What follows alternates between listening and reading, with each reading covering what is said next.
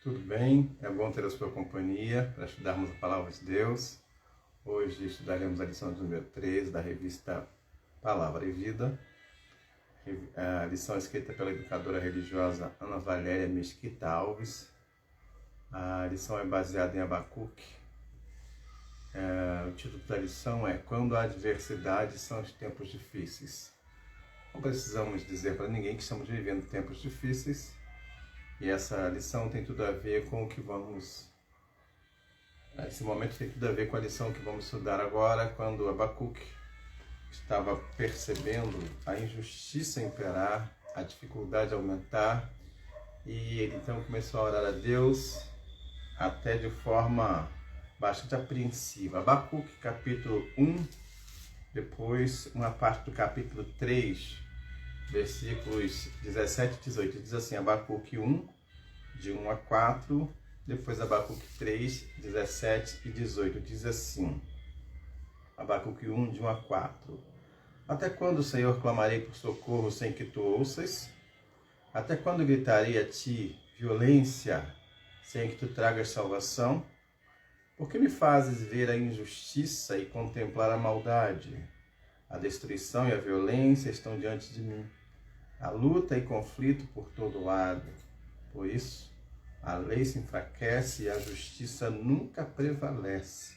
Os ímpios prejudicam os justos e assim a justiça é pervertida. Agora o capítulo 3, versículos somente 17 e 18, diz assim.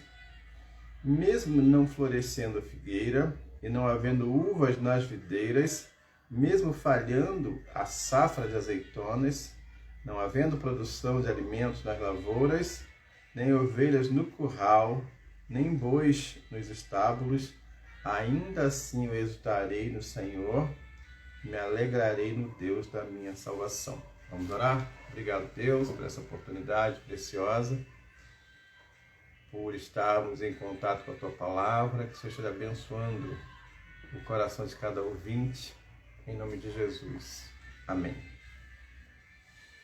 Quando a adversidade são os tempos difíceis. A situação de Abacuque não estava nada fácil. Como você pôde ver aí na introdução, ele começou a questionar Deus a respeito das coisas que estavam acontecendo. Ele estava com a sua fé sendo abalada, o que muitas vezes acontece conosco, não é? Então, assim como Abacuque, e o contexto de Abacuque, se você ler o capítulo 2 de Abacuque, era exatamente Deus corrigindo o seu povo, e os caldeus, os babilônios, estavam para invadir Jerusalém, estavam saqueando tudo, levando tudo, destruindo tudo, e Abacuque então estava querendo ver a justiça de Deus para aqueles momentos tão adversos. Então muitos de nós experimentamos momentos difíceis na vida, mas a adversidade não forma o caráter. É bom que a gente tenha sempre isso em mente. A adversidade não forma o caráter. A adversidade revela o caráter, ou seja, é no momento difícil que a gente vê quem de fato confia em Deus e quem é íntegro e quem não é, não é? Quem não confia e quem não é íntegro, porque a adversidade revela o caráter, ela não forma o caráter, não forja o caráter. Então, é na adversidade que realmente mostramos quem somos. E nesse contexto, Abacuque estava vivendo uma adversidade. Todos os seus sonhos se frustraram, uma época de grandes incertezas morais, espirituais, e a adversidade social abalava a sociedade do seu tempo. Ele, então, nos oferece a jornada espiritual, né? Ensinamentos espirituais de um homem que vai da dúvida à adoração, da incerteza até a fé, da angústia à segurança em Deus. Ele demonstra ser uma pessoa cheia de grande senso de justiça. Abacuque era uma pessoa justa. Ele ficava indignado em ver pessoas sofrendo injustiças, e ele então se indignava, falava com Deus, enfim, ele não se acomodava com aquela situação. Então, ele estava chateado porque tudo que ele plantou, tudo aquilo que ele esperava colher, tornou-se decepção, não é? Então, hoje nós estamos vivendo momentos de incertezas também, não é isso? Mas não podemos perder de vista 3 ensinamentos, 3 verdades, né, que Abacuque nos ensina, né? Ou que a Bíblia nos ensina. Devemos nos aquietar, devemos esperar em Deus e devemos crer que Ele toma conta de nós, apesar de, às vezes, nós acharmos que Ele não está atento ao que acontece conosco. Então vamos lá. Eu quero pular para a segunda parte do texto, esse texto lá da oração de Abacuque, onde ele começa, então, depois daquele momento de crise, ele começa a conversar com Deus, e Deus lá no capítulo 2, o Senhor, então, explicita para ele, revela para ele qual era o plano, e o plano era, de fato, corrigir o seu povo. Por conta disso, Deus permitiu que os caldeus, ou os babilônios, invadissem Jerusalém. Enfim, então vamos focar aqui na oração de Abacuque. Abacuque diz: ainda que a figueira não floresça e que não haja fruto na vide. A gente sabe que figueira é aquela árvore que dá figo, não é? E videira, ou vide, é a planta que dá a uva. Então, a figueira é símbolo de prosperidade e segurança, além de significar também alimento, não é? Então, veja o que diz Miqueias, capítulo 4, versículo 4, falando a respeito da figueira como símbolo de prosperidade e segurança. Miqueias, capítulo 4, versículo 4, diz assim. Miqueias, capítulo 4, versículo 4, diz assim. Todo o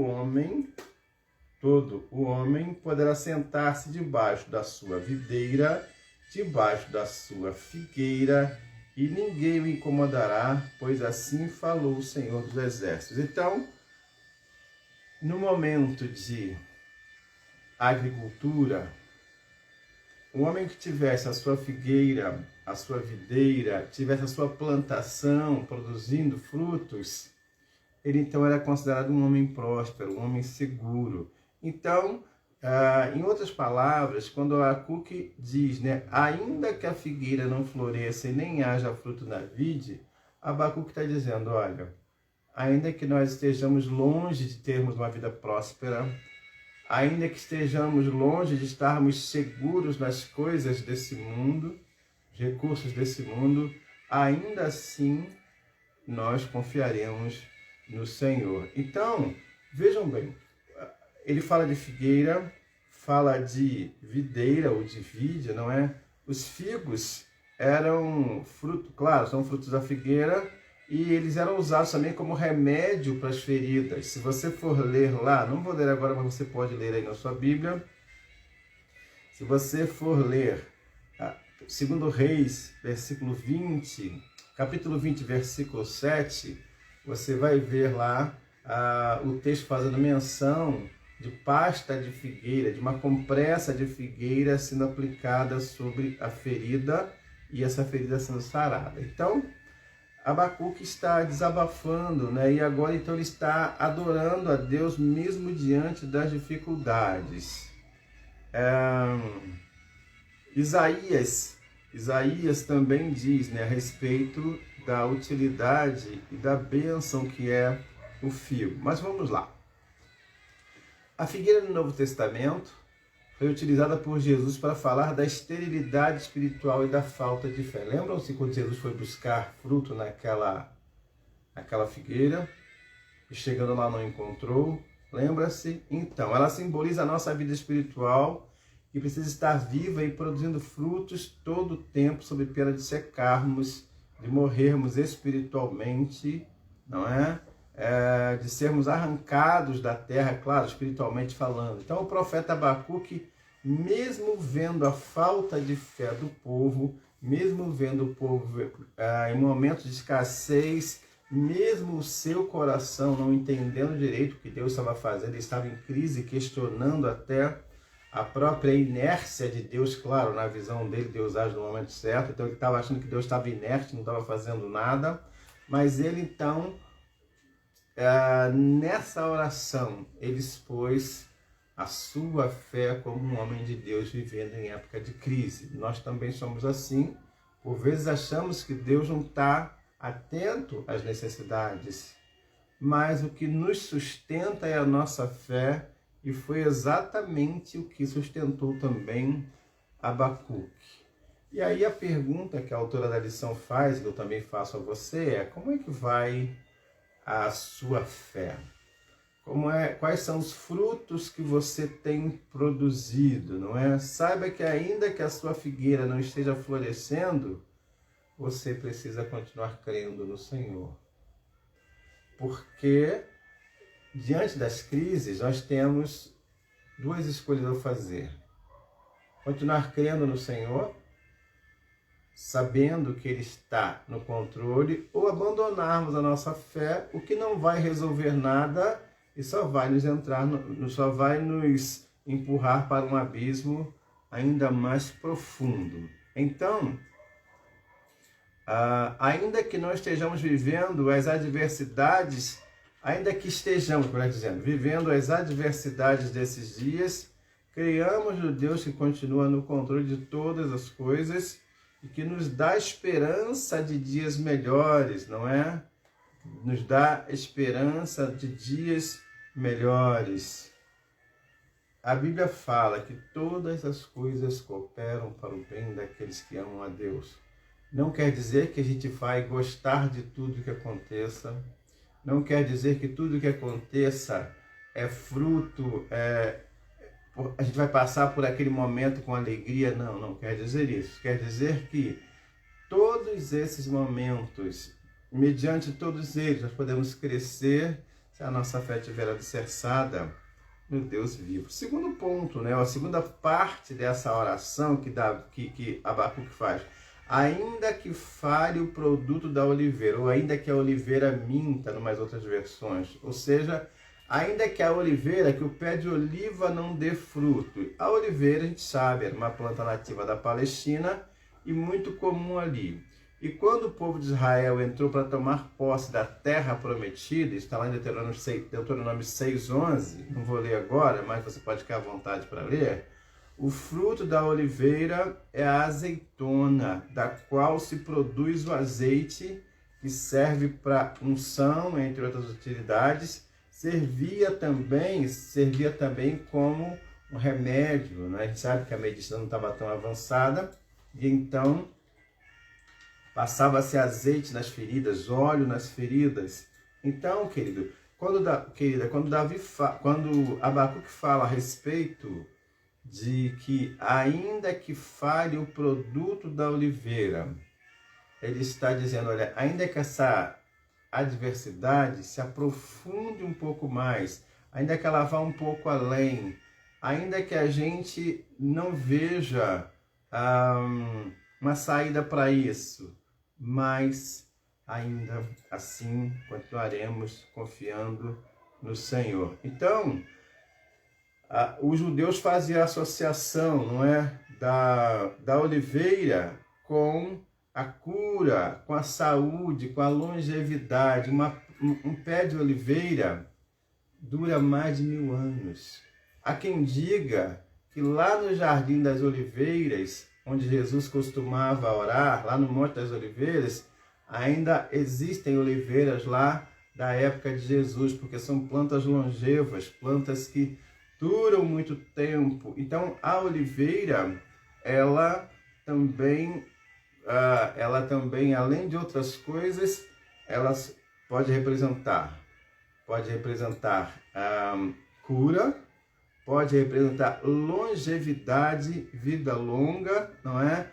Ela pode representar também renda para a família, porque o azeite era usado para muitas utilidades. E esse azeite saía exatamente da oliva, que é o fruto da oliveira. Então, Abacuque estava confessando que ainda que todas essas coisas passassem, né, faltassem, ainda assim ele continuaria confiando no Senhor. E ele continua com a sua oração. E os campos não produzam mantimento, no curral não haja gado. Percebe? Ele fala de várias plantas, ele fala da agricultura, agora ele vai para a pecuária, exatamente do que aquele povo vivia. Então ele diz, os campos não produzam mantimento, nos currais não haja gado. Então, com a invasão do exército babilônico lá em Jerusalém, toda a criação de animais seria levada como despojo de guerra. Era assim que os inimigos ímpios faziam, né? Toda a criação de animais seria levada como despojo de guerra. E o povo ficaria em completa pobreza e miséria, passando fome. Não teria mais gado, não teria mais leite para as crianças. O desespero começaria a tomar conta das famílias. Imagina isso. Os pomares já não davam mais frutas. Os animais que produziam leite para as crianças, que produziam carne para alimento, que eram também vendidos, serviam como fonte de renda. Tudo isso estava prestes a ser saqueado, né? Então, ainda assim, o profeta Abacuque, apesar de tudo isso, convida o povo a continuar crendo em Deus. Ainda que nos currais não houvesse mais gado e o trigo faltasse, o melhor alimento ainda seria a fé. Então, há momentos em que o alimento que não pode faltar, aliás, há momentos não, outros alimentos podem até faltar, mas a fé em Deus é o nosso alimento espiritual. Essa não pode faltar, não é?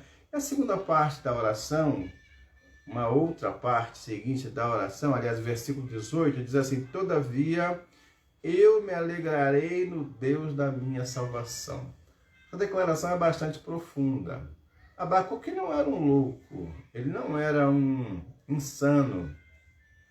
Ele não estava alegre com tudo aquilo que estava acontecendo. Não estava alegre porque a oliveira, a videira, enfim, não estava dando frutos. Ele não estava alegre porque se os animais faltassem lá no campo, ele não estava alegre, não ficaria alegre se aquilo acontecesse. Ele disse que ainda que isso acontecesse, ele ficaria alegre no Senhor. Todavia, eu me alegrarei no Deus da minha salvação. O Senhor é a nossa alegria. A gente sabe que por maiores que sejam as dificuldades que passemos aqui, que enfrentemos aqui, a nossa alegria vem do Senhor. É Ele que nos sustenta. É Ele que alimenta a nossa fé. Então, nossa alegria vem do Senhor e devemos sempre buscar essa fonte que se encontra na fé, no relacionamento com Ele. Abacuque aprendeu a confiar no Senhor, mesmo diante de um coração amargurado e de um coração confuso. Ele não estava entendendo direito o que estava acontecendo, não é? Então, Abacuque, ele dá essa profissão de fé, essa demonstração de fé, ele também nos ensina. Ele dá a receita para nos alegrarmos. Eu me alegrarei no Deus da minha salvação. A alegria do cristão, é claro que todo mundo quer viver momentos favoráveis. É claro que a gente não gosta de sofrer. Se a gente gostasse de sofrer, seria até uma espécie de insanidade. Não, o cristão não é um masoquista. Mas ainda que as coisas não estejam da maneira que a gente gostaria, nós nos alegramos no Senhor. Esse é o ensinamento de Abacuque, não é? Então Abacuque diz, né? Ainda que faltem os frutos lá na oliveira, na videira, ainda que os campos não produzam mantimentos, ainda que nos currais não haja gado, todavia eu me alegrarei no Senhor. A nossa alegria está no Senhor, porque tudo nessa vida aqui é passageiro, né? Tudo nessa vida aqui é passageiro. Como eu já disse, Abacuque estava em crise porque os ímpios pareciam prosperar mais do que os justos. Entretanto, ele trocou toda a aflição que sentia pela inabalável confiança em Deus. Ele trocou a aflição pela adoração. E hoje também nós somos levados a pensar. Nós vivemos numa sociedade entre homens justos e injustos. Justos porque são justificados pelo sangue de Jesus, justificados pela fé. Injustos porque aqueles que pensam em seus próprios interesses não estão nem aí para as orientações de Deus. Nós vivemos nessa sociedade onde há estas e outras classes de pessoas. E o que elas fazem nos atingem. E o que nós fazemos também, de certa forma, reflete nelas. Então, é claro que muitas vezes nós vamos questionar coisas que acontecem com os justos, os justificados pela fé. Mas, a partir do momento que vivemos na mesma sociedade, não temos como fugir disso. O que eles fazem nos afetam e o que nós fazemos, de certa forma, também afeta a eles. Então, a nossa alegria deve ser independentemente das circunstâncias e das adversidades que estejamos vivendo. A nossa alegria não pode depender nem de pessoas, nem de coisas, nem de situações. A nossa alegria será sempre no Senhor. Exultarei, eu me alegrarei no Deus da minha salvação. Todavia, me alegrarei no Deus da minha salvação. Se a nossa alegria estiver baseada em homens, ela será passageira, fugaz. Por quê?